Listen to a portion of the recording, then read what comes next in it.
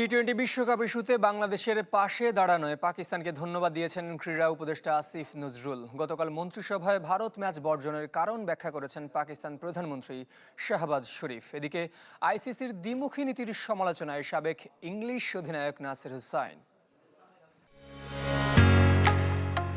ঢালাইয়ের সেরা premier cement. আর্থিক লোকসান আর ক্রিকেট রাজনীতির চাপে শেষ মুহূর্তে ঠিকই পিসিবি তাদের সিদ্ধান্ত থেকে সরে দাঁড়াবে, খেলবে ভারতের বিপক্ষে। ভাবছেন যারা, তাদের জন্য পাকিস্তানের প্রধানমন্ত্রীর এমন বক্তব্য। टी20 वर्ल्ड कप जो है उस हवाले से हमने টি-20 বিশ্বকাপ নিয়ে আমরা খুব স্পষ্ট অবস্থান নিয়েছি। ভারতের বিপক্ষে ম্যাচ আমরা খেলবো না, কারণ পাকিস্তান বলেছে এটি খেলাধুলার মাঠ, এখানে রাজনীতি করা যাবে না। আমরা খুব ভেবেচিন্তে অবস্থান নিয়েছি এবং আমাদের সম্পূর্ণরূপে বাংলাদেশের পাশে দাঁড়ানো উচিত। আমি মনে করি খুব উপযুক্ত সিদ্ধান্ত এটি। हमें बांग्लादेश के साथ पूरी तरह खड़े होना चाहिए इंशाअल्लाह। এরপরই পাকিস্তানকে ধন্যবাদ জানিয়েছেন বাংলাদেশের ক্রীড়া উপদেষ্টা আসিফ নজরুল।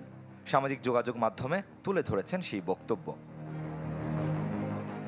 এদিকে সাবেক ইংল্যান্ড অধিনায়ক নাসের হোসাইনের কাঠগড়ায় আইসিসি এবং বিসিসিআই। আন্তর্জাতিক ক্রিকেট কাউন্সিলের দ্বিমুখী নীতির কড়া সমালোচনায় এই ইংলিশ গ্রেট।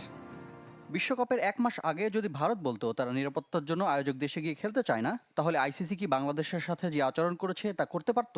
আইসিসির উচিত প্রতিটা দেশকে সমান চোখে দেখা। ক্রিকেটে ভারতের আধিপত্যবাদ নিয়েও সোচ্চার নাসের। ভারত ক্রিকেটে বিত্তশালী, তাদের ক্ষমতা অনেক। তবে এটাও বুঝতে হবে, আপনি যখন ক্ষমতাবান হবেন তখন আপনার দায়িত্ব বেড়ে যায়। আপনি বাংলাদেশ কিংবা পাকিস্তানকে বিশ্বকাপ থেকে বের করে দেওয়ার সাথে সাথে ওই দেশগুলোর ক্রিকেটকেও ধীরে ধীরে ধ্বংস করে দিচ্ছেন। তাই এখন আর ভারত পাকিস্তান দ্বৈরথ ততটা জমে না। নাসের হোসাইনের বক্তব্য সামাজিক যোগাযোগ মাধ্যমে শেয়ার করেছেন সংস্কৃতি উপদেষ্টা মুস্তফা সারওয়ার ফারুকী। আইসিসি কিভাবে ক্রিকেটকে ধ্বংস করছে প্রশ্ন তুলেছেন তিনি। রেদওয়ান শুয়েব, চ্যানেল 24।